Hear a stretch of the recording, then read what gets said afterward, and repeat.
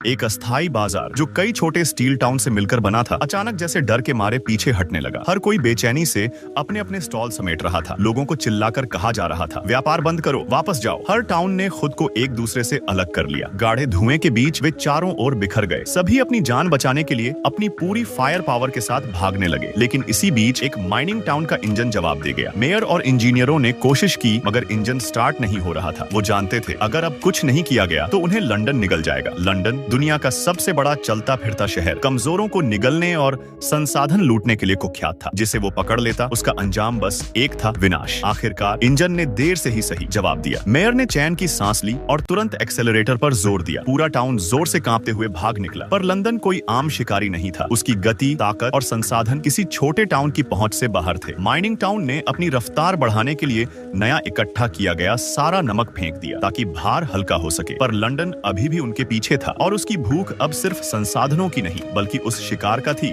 जो वह खेल समझकर करता। मेयर को एक ऊंची चट्टान दिखी, एक संकरा दर्रा जहां से शायद वे निकल सकते थे। लंदन इतना बड़ा था कि वहां नहीं आ सकता था, लेकिन उससे पहले ही उनके रास्ते में एक गहरी खाई आ गई जो कभी किसी और टाउन के कुचले जाने से बनी थी। मेयर ने रिस्क लिया, गाड़ी खाई के किनारे दौड़ाई। गंभीर झटकों से टाउन टूटने लगा, पुर्जे गिरते गए। लंदन की शिकारी तोपें सक्रिय हो गईं। जंजीरों से जुड़ी भारी भरकम हुक्नुमा गोलियां दागी गईं। हर एक शॉट माइनिंग टाउन के स्टील बॉडी को चीरता हुआ लगा। जैसे ही जंजीरों ने उसे पकड़ लिया, लंदन ने उसे धीरे धीरे खींचना शुरू कर दिया, जैसे कोई अजगर अपने शिकार को निगलता है। ऊपरी तबके के लोग चिल्ला रहे थे, शिकार पूरा हो गया था। माइनिंग टाउन को पूरी तरह से निगल लिया गया। बचे हुए लोगों को बाहर निकाला गया। उनकी चीजें जब्त की गईं। जो काम की थीं, वे म्यूजियम ले जाई गईं। बाकी को जलाकर लंदन को ईंधन देने के लिए भेज दिया गया। टॉम, एक पुरातत्वविद, हर बार की तरह लौटी हुई चीजों की खुद जांच करता था। उसे डर था कि कहीं इतिहास से जुड़ी कोई टेक्नोलॉजी गलती से जला न दी जाए। इस बार सिटी लॉर्ड खुद आया था। उसे प्राचीन हाईटेक हथियारों के पुर्जों में दिलचस्पी थी, पर टॉम जानता था यही क्वांटम वेपन्स कभी धरती को 4 टुकड़ों में बांटने की वजह बने थे। इसलिए टॉम चुपचाप ऐसे हथियारों के पुर्जे छुपा लेता ताकि अगली बार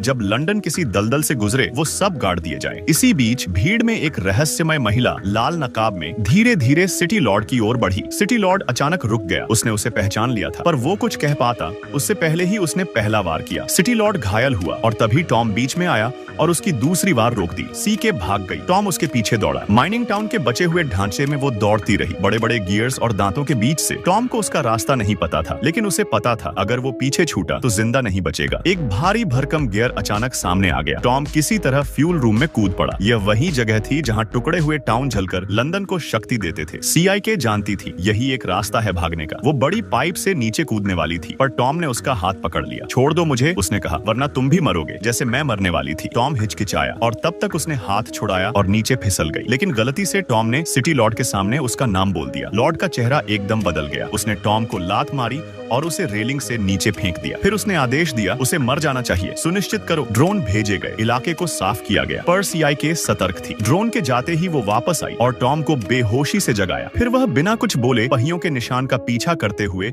आगे बढ़ गई। थोड़ी देर बाद टॉम को याद आया कि उसे लंदन के सिटी लॉर्ड वैलेंटाइन ने धक्का दिया था। वह कुछ पूछ पाता इससे पहले ही लड़की भड़क उठी और गुस्से में आरोप लगाने लगी कि उसकी वजह से उसका बदला लेने की योजना चौपट हो गई। हेस्टर ने बताया कि 8 साल की उम्र तक वह अपनी माँ के साथ खुशहाल जीवन जीती थी। उसकी माँ एक प्रसिद्ध पुरातत्वविद थी जो प्राचीन तकनीकों की खोज करती थी। वैलेंटाइन समय समय पर एयरशिप से आकर उसकी माँ से मिलने आता था और उनके द्वारा खोजे गए अवशेषों में रुचि लेता था। एक बार हेस्टर की माँ ने अमेरिका के खंडहरों से एक शक्तिशाली क्वांटम हथियार का कंट्रोल सिस्टम खोजा। इस पर दोनों के बीच विवाद हुआ और वैलेंटाइन ने हथियार हासिल करने के लिए धोखा दिया। एक रात उसने हेस्टर की माँ को मार डाला और छोटी हेस्टर के चेहरे पर गहरा घाव कर दिया। भागने से पहले माँ ने हेस्टर को एक आंख वाला लॉकेट दिया और उसे अपनी जान की रक्षा करने की हिदायत दी। हेस्टर अकेले जंगल में पली बढ़ी। वह जानती थी कि बाहर की दुनिया खतरों से भरी है। स्कैवेंजर्स हर जगह घूमते हैं, इसलिए वे आग नहीं जलाते और पेड़ पौधों से पानी निकालते हैं। टॉम के लिए यह सब अजीब और असहज था। हेस्टर ने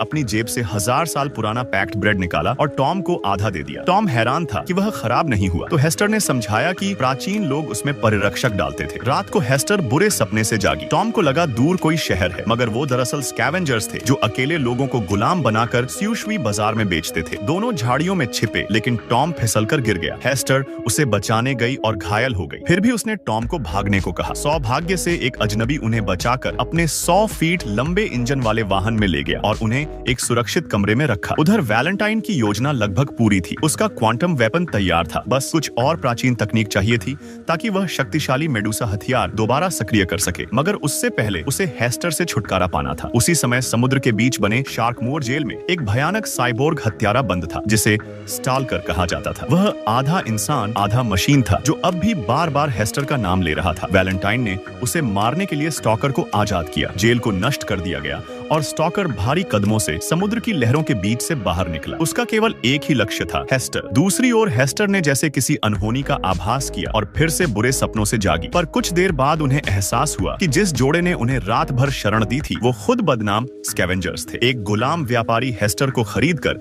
उसे फैक्ट्री में सॉसेज बनाने के लिए भेजना चाहता था। तभी एक रहस्यमयी पूर्वी महिला वहां पहुंची और आसमान में लालटेन छोड़ी, जिससे स्कैवेंजर्स डर गए। पर नीलामी घर का मालिक उसे पहचान गया। वह एंटी ट्रैक्शन लीग की नेता थी। बिना समय गंवाए महिला ने शॉटगन निकाली और मालिक को मार डाला। हड़कंप मच गया और हेस्टर ने टॉम को आजाद किया। तभी पीछे से एक डरावनी आवाज आई। नीली आंखों वाला भयंकर मैकेनिकल स्टॉकर उनके पीछे आ चुका था और उसकी नजर केवल हेस्टर पर थी। हेस्टर किसी अनकहे वादे के तहत टॉम को जल्दी वहां से निकलने को कहती है। दोनों पहियों के सहारे ऊपर की ओर चढ़ते हैं, जबकि पीछे से श्राइक, वह भयानक मशीन ज़ॉम्बी, बिना किसी जल्दबाजी के उनका पीछा करता है। जब वे ऊपर पहुंचे, श्राइक रास्ता रोक लेता है। तभी अचानक एक गोला श्राइक को दूर फेंक देता है। यह हमला रेड ड्रेस्ड वुमन ने किया था, जिसे लंदन सिटी द्वारा वांटेड घोषित किया गया था। उस महिला के इशारे पर टॉम घायल हेस्टर को सहारा देकर एयरशिप पर चढ़ाता है, लेकिन जैसे ही हेस्टर ऊपर पहुंचती है, महिला एयरशिप को मोड़ देती है और टॉम को पीछे छोड़ने लगती है। हेस्टर फौरन रस्सी फेंकती है और टॉम उस रस्सी को पकड़कर किसी तरह ऊपर पहुंचता है। श्राइक ने रस्सी को पकड़ लिया और एयरशिप को नीचे खींचने की कोशिश करने लगा। महिला ने चाकू हेस्टर को दिया रस्सी काटने के लिए, लेकिन हेस्टर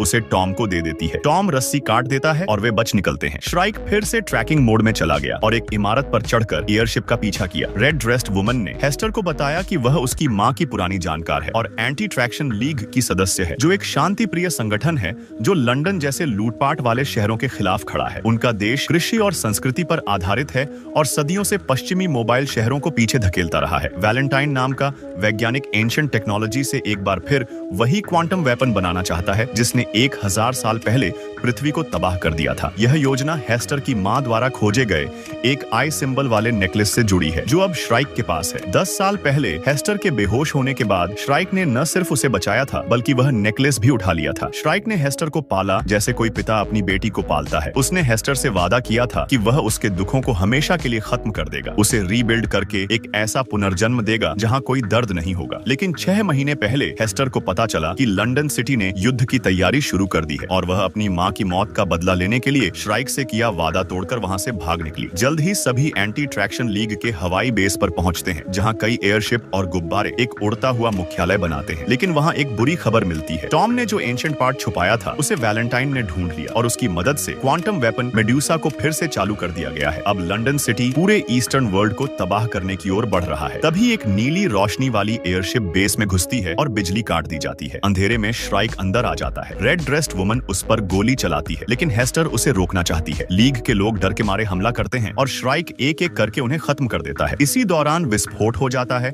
और हवाई बेस आग की लपटों में घिर जाता है। रेड ड्रेस्ड वुमन हेस्टर को अपनी एयरशिप में चढ़ने को कहती है और पीछे रहकर श्राइक को रोकने की कोशिश करती है। आखिरकार टीम श्राइक पर ग्रेनेड फेंकती है और वह नीचे गिर जाता है, लेकिन वह फिर भी हार नहीं मानता और पुल के रास्ते हेस्टर की एयरशिप तक पहुंच जाता है। वह टॉम को पकड़कर कुचलने ही वाला था कि हेस्टर चिल्लाकर उसे रोक देती है। श्राइक समझ नहीं पाता कि हेस्टर उसे रोक क्यों रही है, लेकिन उसकी निगाहें टॉम पर टिक जाती हैं और उसे एहसास होता है कि हेस्टर को टॉम से प्यार हो गया है। यह भावनात्मक सच्चाई उसके भीतर कुछ तोड़ देती है। उसकी मशीन जैसी आत्मा पहली बार दुख महसूस करती है, एक ऐसा एहसास जिसे उसकी टाइटेनियम की छाती भी सहन नहीं कर पाती, और वह सीधे जमीन पर गिर पड़ी। उसकी आंखों में एक पल के लिए इंसानियत की झलक दिखी। उसने चुपचाप हेस्टर को उसका हार लौटा दिया और वह वादा तोड़ दिया जो दोनों के बीच था। जब उसने लड़की के चेहरे पर खुशी की मुस्कान देखी तो उसे एहसास हुआ वह पूरी तरह हार चुकी है। वर्षों की लगन, उसकी जिद, उसकी चाहत सब एक तरफा थी। शायद वह इंसानों की जटिल भावनाओं को नहीं समझ सकती, लेकिन अगर वह लड़की खुश है तो मरने का भी उसे कोई पछतावा नहीं। हेस्टर ने टॉम को लेकर स्काई सिटी से भाग निकलने में कामयाबी हासिल की। वे चलते हुए शहरों के जलते बुझते मलबों को पार करते हुए माउंटेन कंट्री की सीमा में पहुंचे, जहां सदियों पुरानी दीवारें हजारों शरणार्थियों को बचाती रही थी और अब एक शांतिपूर्ण कृषक सभ्यता फल फूल रही थी। फेडरेशन सिटी लॉर्ड को जैसे ही पता चला कि दुश्मन हमला करने वाला है, उसने तत्काल निर्णय लिया, हमला पहले किया जाएगा। सायरन बज उठे। सैनिकों ने दीवारों पर एंटी एयरक्राफ्ट गन लगा दी। उधर रेड क्लैड वुमन ने देखा